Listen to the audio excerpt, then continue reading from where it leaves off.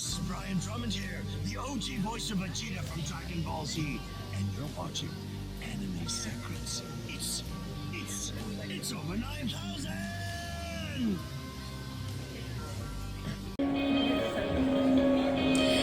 Hello everyone, how are y'all doing today? It's been such an exciting weekend, right?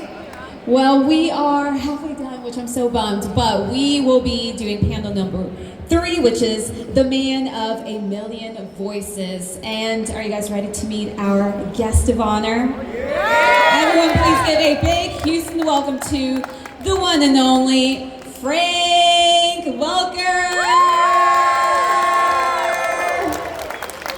Hello. Let me make sure your mic is on.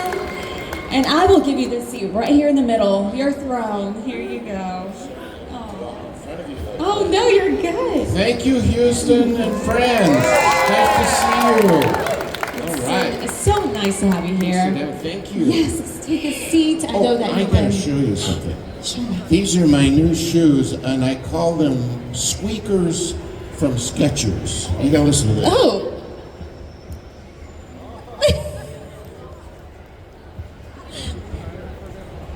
I hear it.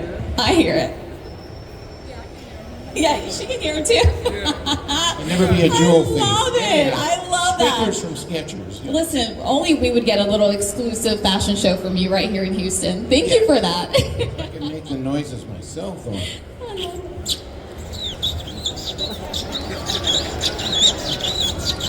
Of course you can do that. I mean, come on.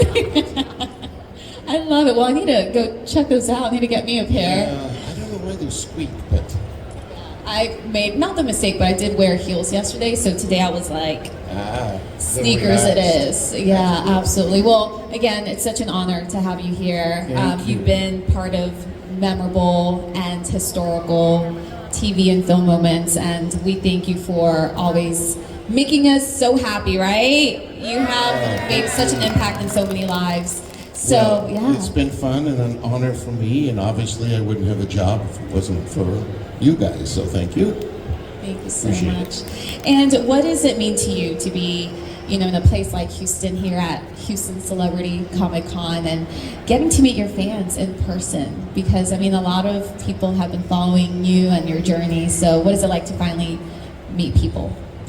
Well, when you record to do a show, you get so into your one scene and your family recording, and now in the old days we used to record with a whole cast, and that was really fun because then you had more interaction with your friends and so on and so forth. But you still didn't go outside the studio in terms of what are we doing this, why are we doing this, who are we doing this for? And now almost everybody records at home or studios away from the studios we used to work at. So now it's even further away, and I'm sitting in my little garage in my studio going, and not realizing that there's people out there. So when I come and meet these nice folks who stand in lines and say such wonderful things about our work and me personally, it means the world. It really does. And we forget, like I say, that we actually are doing it for a reason other than fun, because it's a lot of fun to work too. So we enjoy it, but I genuinely appreciate you all, and I thank you very much. Thank you so much. Thank you for sharing that. And that's something that I learned too, getting to chat with a lot of voiceover actors, is that a lot of us perhaps think that y'all get to record together. I don't know if any of you thought that, and then all of a sudden you're learning and you're like, a lot of them record alone. Yeah, or at home. Yeah, that's a fairly new phenomenon. It probably, I guess maybe, COVID probably was what was responsible for that. Do you notice I'm supposed to be a professional? Do you hear the pee-pops? Somebody go, Frank! But there shouldn't be. But you can see I'm not losing my professional lips, as it were. But I think probably it was COVID that kind of kicked it in, because the studios started out and everybody said, oh, I hope we're not down for a month or 6 weeks or something like that. And then, of course, it went on and on and on. And we had Scoobies to do. Yes, you did. We had all kinds of shows to do to catch up on. And it's kind of interesting, at least I think so, that the progression of how the studios kind of, the self-studios kind of came into being. It's like Warner Brothers called first, I think, and they said, we've got Scoobies who've got to finish. And what they can do is you can lay down a track and they can animate to that track, and then later on, if it's not good, then you can go in and re-record to film to yourself. But that's if you're only going to be out of the studio for a couple weeks. So when it first started, they said, yeah, we're desperate. So do you have a recording device on your phone? So most of us were recording on our phones. And the quality was so bad that, again, they were going to just animate it. But then they saw that they really needed more than that. So they sent a lot of us what they call a studio in a box. And it was literally kind of the guts and the material of what a studio would be. We had not like a mixer, but a go-between, and a really nice microphone, and an iPod, an iPad. And then, of course, I did have an iPod, which is strange. But we would record on those, and they say, can you find a closet in your house or a corner somewhere where you can be very quiet and record? So that was the next step. And then finally, it became so long in terms of time, and they were saying, well, the quality is okay, but we're probably gonna, I saw you yawning, sir. I saw that. Now, I know I'm boring, so I'll get into the good stuff soon, but I'll try and make this faster. So anyhow, I purchased a little studio that comes manufactured and fit right in the corner of my garage, and then I had electricians hooking it up, all wearing masks. It looked like a surgery center. But we eventually got that studio together, and now the quality is really, really good. And I record at home, as do most actors. So the good is you don't travel as much. The bad is you miss your friends. And I would say like this, sir, you want to pay attention on this one. Normally I would drive 45 minutes to work. Now it takes me 45 seconds. And I walk from the house, I go through the living room. Now, you gotta watch out, because if there's congestion in the kitchen, I take the living room off-ramp and I walk down the stairs to the garage. So I get love there it. 5-10 Do you seconds. use Google Maps sometimes? That's my story, I'm sorry. Oh, I love that. Well, we will be opening the mic up for fan questions, so Okay. feel free to start lining up. I don't even need, I was going to say, usually I ask something, but everyone is just so excited to chat with you, but I don't want to steal any questions from anyone. Do you have another question? I'm sorry, I was blabbing away. So. No, that was perfect. No, this is like the stuff that I love, because if you wouldn't share that with us, we wouldn't know. Yeah. All right, so we appreciate every word and every Okay. story and everything you tell us. So, All right. yeah, so awesome. Well, we'll get started, and we have our first question. Yes. Hello. Hello, Frank Welker. Hello. First, I just want to say it's an honor to meet you. It's like a once-in-a-lifetime opportunity. One question I do have is, if Optimus was here, what would you say to him as Megatron? Well, Optimus, I'm delighted that you are here.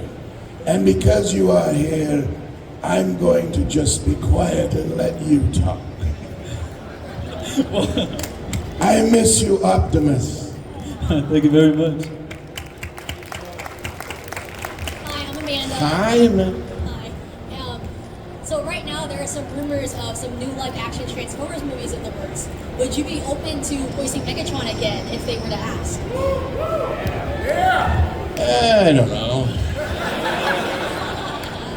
Yes, yeah, that would be great fun. Doing Megatron and then actually becoming a true Transformer has been a thrill, because I've said this before. but truly I got to transform from G1 I am Megatron, leader of the Decepticons. to Optimus Prime. I am Megatron, leader of the Decepticons. To the features, the last night. I am Megatron, leader of the Decepticons, and I will come back mad as ever. Thank you. Wow. So you get to transform. Love it. Hello. Hi. Who is your favorite character to voice? And if you don't have one, what is the most interesting character to voice?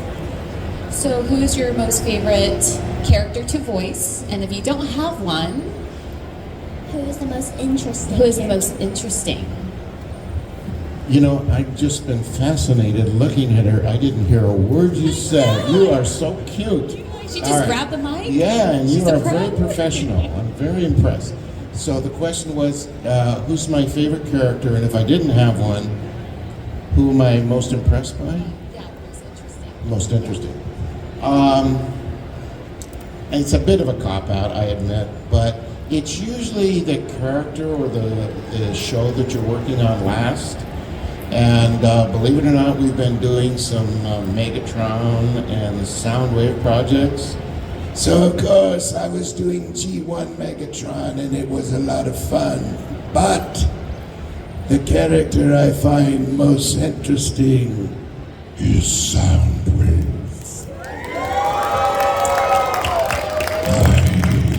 I am Soundwave, and you are an exceptional Decepticon. Magic. So good. Thank you so much. Hello. Hi. My name is Ardana. I have a question. You have a Yes. favorite Studio Ghibli movie? Favorite Beetlejuice movie? No, Studio Ghibli movie. There's a reason why I'm asking you. Studio Ghibli. I still couldn't quite hear that. Okay, Studio Closer Ghibli. to the mic. Studio Ghibli. You know, Mikey. Oh, Studio Yeah. Ghibli. I'm so Yes. sorry. Yeah. No problem. No problem. But it's kind of Ghibli when you said that. That's gosh, that work that he does is just absolutely incredible. I mean, everything that comes out of there. But I gotta love Totoro. Yep, that's why I asked you.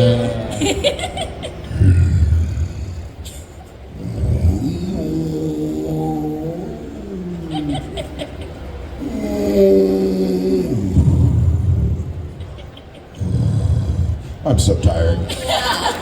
Such a tough one to do. Thank my you for that. I goodness, love thank you so Totoro. much. The cat bus. Hello. That's such beautiful art. I mean, it's the artwork that comes out of there is just crazy. Out of my mouth. Yeah, I was thinking. fabulous. Hello. Hello, sir. How often do other voice actors and actors consult with you on how to best interpret characters that you originally voiced but they're going to be voicing now? And how impressed are you with like every new piece of lore or every new iteration of your previous voiced characters? I think you were saying how much input do we get to put into the characters and how do we feel about that? Essentially, yes. Essentially, okay. The more I think that when you go in for an audition, let's say, and Megatron is a good example. When I did the voice for Megatron, they did not change it one bit or fiddle with it. And what I was trying to do, and I've said this before too, no laughing. I'm in a very serious part here. This is very serious. Megatron was in my mind this cave of wonder, not cave of wonder, but for me a cave voice that had multiple voices. I am not one voice. I am many voices. So that was kind of the basis for it. And then I had to put more body into it. I thought, well, they're going to fiddle with that and they're going to change that. But what the heck, at least Peter Cullen won't be doing that. He'll be doing that big, beautiful voice of his, I'm sure. So when I went in and did that, they didn't change it at all. So that was compelling to me because then when I perform it, it has no fiddling to it. You know, sometimes they'll say, can you put a little of this into it? Can you put a little of that into it? And whenever you take an actor's natural instinct, this is my opinion, take their natural instinct and add something into it, it takes it a little bit away from its root or its DNA. And the way I like to see a director come at it is to tell you how loud, where you are, you know, maybe a little faster or something like that, but to try to get into your character. If you know, if they like it from the beginning and they choose that voice, then leave it alone, would be my opinion. Did I answer what you were? Yes, sir. Kind of. Thank you so Thank much. you so much. Thank you. Hi, Hi, Mr. Welker. how are you? Good, how are you? Good. My name is Juliana, and my question to you is, what exactly inspired you to be a voice actor? You know, it was kind of luck because I went out to Los Angeles, Hollywood, to go to school and started doing plays, and my goal was to go out there because the beach and the chicks, you know, and the sun and the surf, and Hollywood, and to be an actor. So, meaning on-camera actor. Because voice actors are actors, don't mistake me there. But the voice acting business was something I didn't even know about. So I met this lady when I was doing a play, and she said, you know, you should do commercials. And I said, okay. So I went in on an audition, met her agent, and I got a commercial. So that was on camera. That was the first thing, and then I did a lot of commercials. So I was on camera, and doing all kinds of stuff. Dodge commercials and Bold detergent. And then I used to do stand-up when I was in high school in a folk singing group, so it was kind of silly. You guys are having too much fun up here. I can see you doing it. You're going to be naughty. You're going to be put in the back, you know. Time out. So, yeah, be careful. So, then I got into doing stand-up, and I was at a club in Westwood, California, and an advertising guy came in and saw me doing dog and cat fights. So, I'll do my dog and cat fight for you.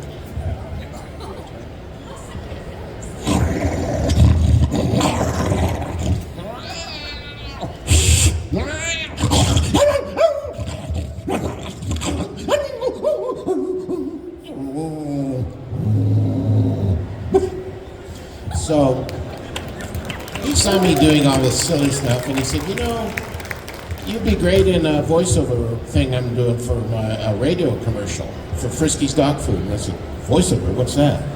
He said, voiceover, you do the voice for the... Anyhow, so I ended up doing the commercial, and that was my first voiceover job. And then along came, well, his fiance just happened to be working for ABC, and they were doing a show called Scooby-Doo. And she says, you know what? You should come in and audition for Scooby-Doo. And that was my first cartoon.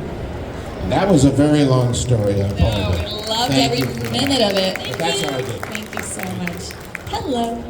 Hi. I want to know how is it going? Oh, can you get You're really going to have close? to tell me. There we I want go. to know, how is it going from the original voice of Megatron to then Prime, and was it inspired by your work in the Transformer video game, the live-action video games? Can you get a little bit closer? How is it going from the original Megatron to Prime, and was it inspired by your work in the live-action video games? Okay. From going from G1 to Prime, it was a fairly major change because, you know, I was doing more of a trick voice for G1. Megatron. And then they wanted a little bit more like the features, you know, a little bit more of a natural sounding. So it wasn't like it was difficult, but it was, you know, I was so into Megatron G1 that I had to do a little mind changing. But then it was fun. Now switching back into the feature, it had to be bigger and kind of different from all the other ones, obviously, you know, the other features. And then I had done Galvatron, who turned into Megatron. It's very strange. And so doing Galvatron and then Megatron, but keeping them basically the same, was really fun. And I like doing the really big voice. It's kind of like going from G1 where you've created this sound, and now you can just go crazy again with this big sound for the features, because you need a bigger voice for those to print on the screen, you know, for those characters. As Peter will tell you, with his Optimus, you know, he had to be really big because those characters were so large. Thank you. Thank you. Thank you very much. Hello. Hey there. You're behaving now. Hi. Hi, my name is Kat. I was wondering, this is another Megatron question, so sorry guys. But what I wanted to know, like in your opinion, if let's say Megatron came down to Earth and, you know, really got to take his time to know everything, what would like interest him the most? Or like what would like kind of pique his interest? You know, like, oh my gosh, what is that? Or what If fascinates- Megatron came to Earth to poke around a little, what would he be interested in? That is your question? Yes, it is. I think I would enjoy piddling around with the flesh creatures. I think I would make a little bit of rain, electricity. With my Energon cubes, I would keep you people very, very busy. So conquer the Earth, got it. All right. Thank you. Thank you. Hello. Hi. Hello, Mr. Welker. How My are name you? is James. I just want to, first of all, just say thank you for all your works. I never realized you did so much voice work, and as I grew up watching them, I'm just like, now this is, you know, a great opportunity, Thank once in you. a lifetime. I appreciate it. And this question is for my friend Ronnie, actually. I know you did Heckle and Jekyll. Who were you as Heckle and Jekyll, and how did you prepare for those two characters? One, you stumped me. I actually did both Heckle and Jekyll. Oh, wow. Yeah. Okay. And I don't remember it too well because it was such a long time ago. But it was a challenge because I'd be talking to myself all the time, which I do at home anyway. You probably guessed that. But I just remember it being fun. And that actually was a show a long time ago that I pretty much did by myself. So there was a few studios that did that. But thank you, Juan. Ronnie. Ronnie, I stand corrected. Let me take it all back. Ronnie.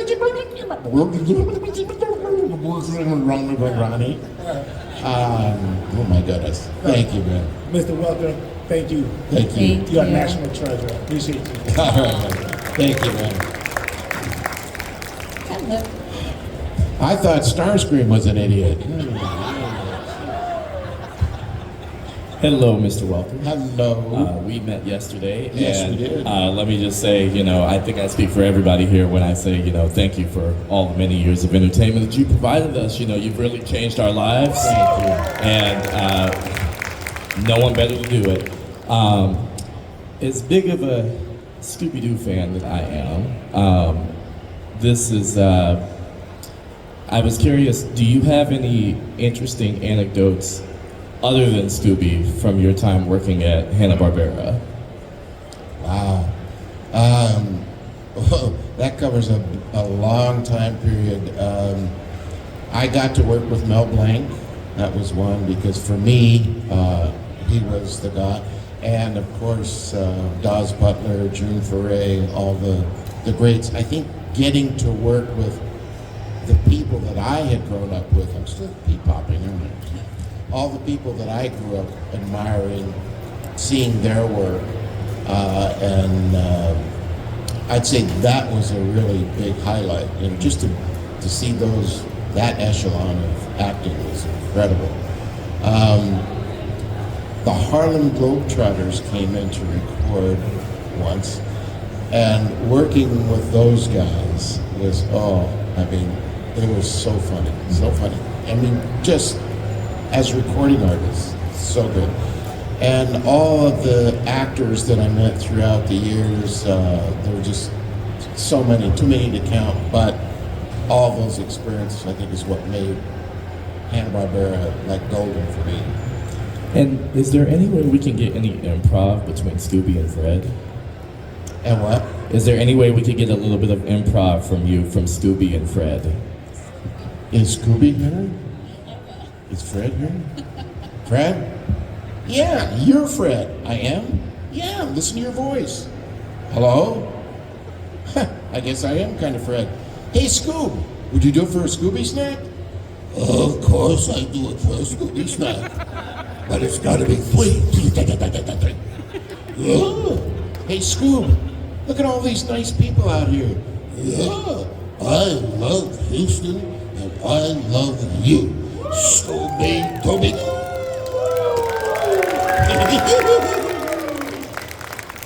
Thank you so much, sir. You bet. Thank you.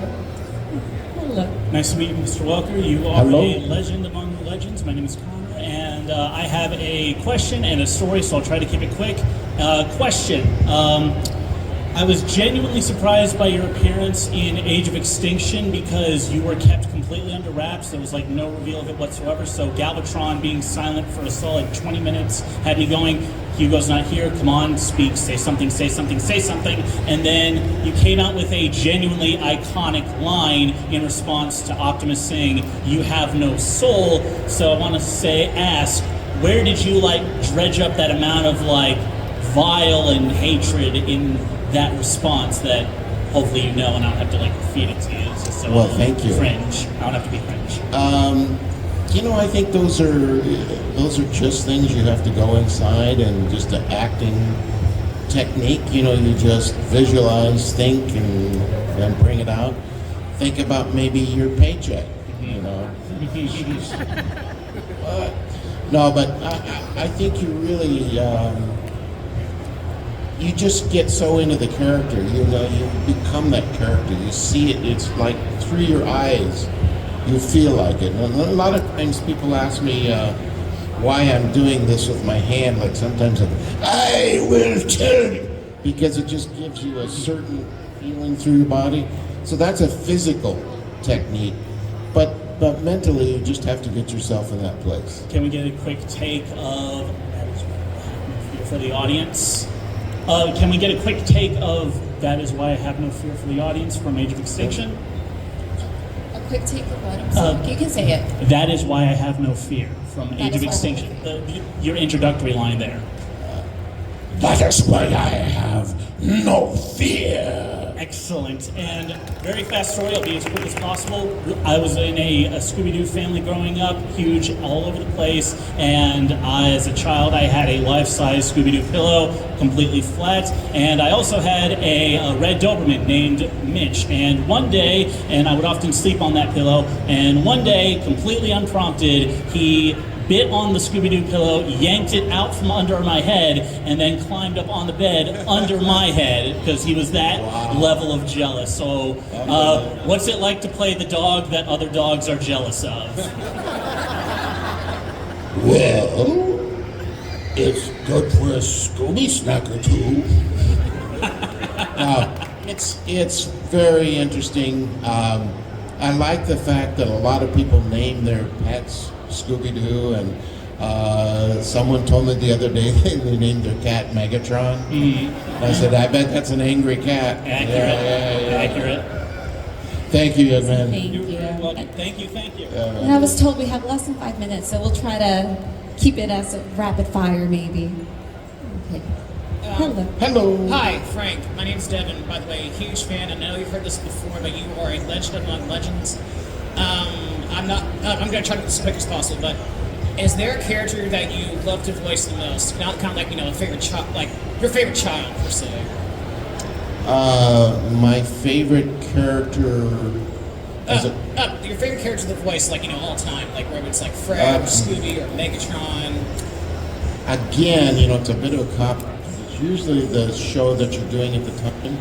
And we have been working on a sound wave project that I'm not at liberty to discuss. Now that should really pique your interest, right? Yeah.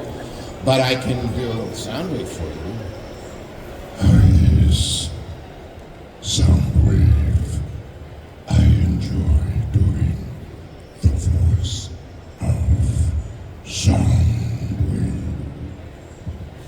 Thank you, Frank Welker. And it's guests like you that inspire me to want to be a voice actor, and it's a guest like you that makes me want to go to conventions like this. So thank you again very much. Follow your dreams. Right.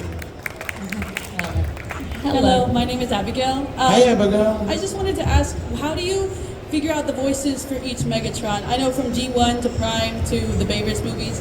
Is it just your voice changing as you go on? Because I know you said it's a bigger voice, so do they tell you what they're looking for, or do you just go for it?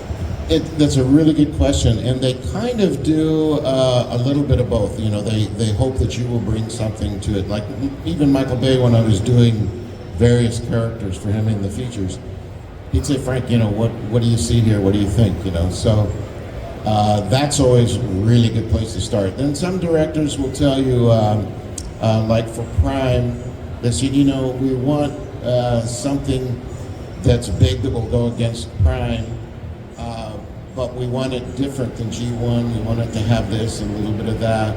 What do you think? You know, so that's kind of a collaborative way of doing it. And again, for me, the best way is to look at the character, and that will bring certain thoughts. And then if they have any ideas on top of that, you know, like they say, well, you know, we want them to be really gravelly or really deep, then those are things I can grab onto real quick. But if they say, we want them to be a tree from the forest and you know, that kind of stuff, no. But you know, the technical things getting down to it, that's a really good way to work. Thank you so much. Thank you so Abigail. much.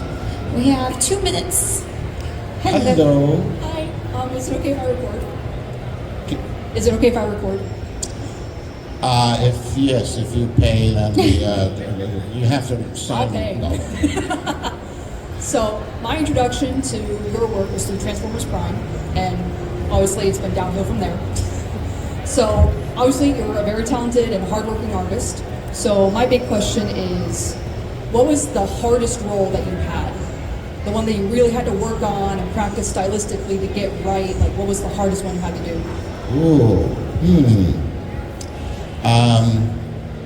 The thing that just popped in my head, which is probably not the hardest one, but one that a lot of people have asked me in the Transformer universe, is about Galvatron when we went back to G1 after the first feature. And Leonard Nimoy did the voice in the feature. And the studio wanted me to replicate that voice, but be different. And I didn't really like what I was doing. It didn't feel real great. It was not one of my favorite voices.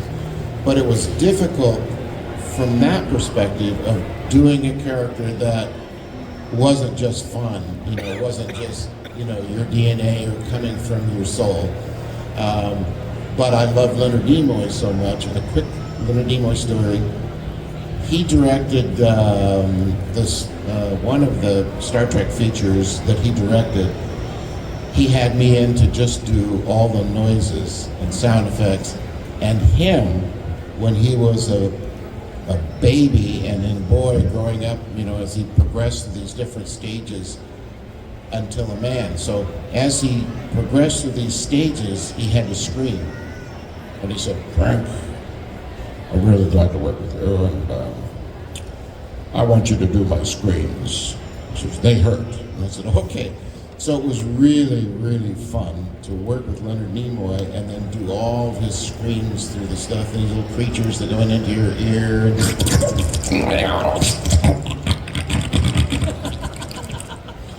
Class acting.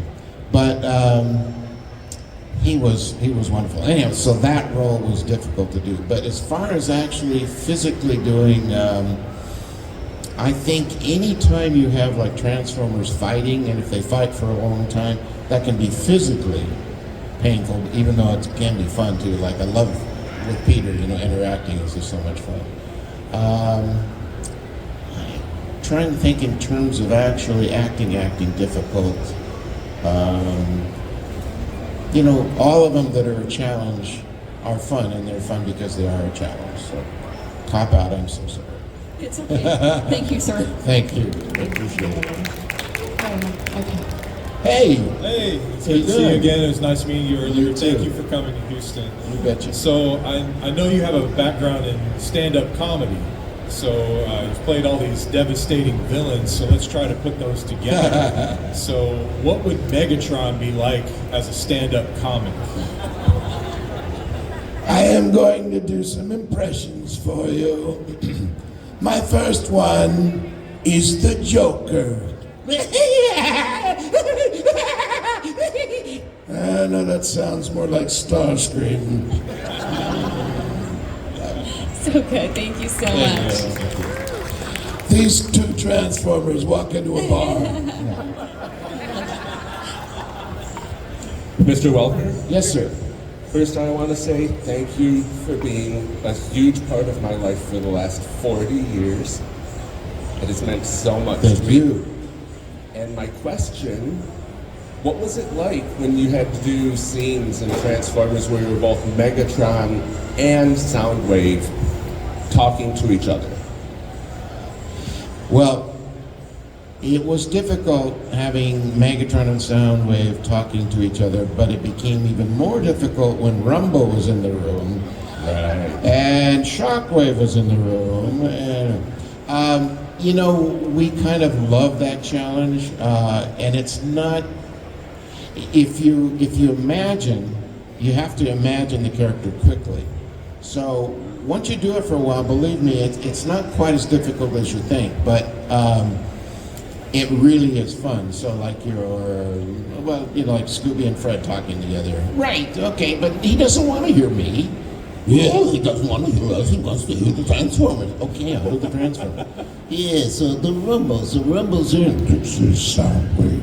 Yeah, but Rumble's back. Megatron is speaking. The rest of you, be quiet. I am Megatron, leader of the Decepticons. I thank you all from the bottom of my inner John. Thank you so much. All right, this is going to be our last one. I'm so sorry. I was just told this is it. Frank, nice to meet you. I'm Frank. My son is actually interested in getting into voice acting and all that. Do you have any words of wisdom or advice that maybe you can impart on him on breaking into the industry? Yeah, I think now it's much easier than it was when I was starting because of the internet. There's a lot of places that you can audition, that you can train, but I don't send money. If anybody ever asks you for money, be very aware. But for training, if they're good teachers and they come recommended, voice, there's a lot of really good voice people that are in the industry. But you can send your auditions, you can do videos, you can do audios, and also you can build up your own fan base. So it's really an open market now. And I would say, definitely follow his dream. Follow his dream. And if anybody says no, don't take it. Don't take no for an answer. Just keep going.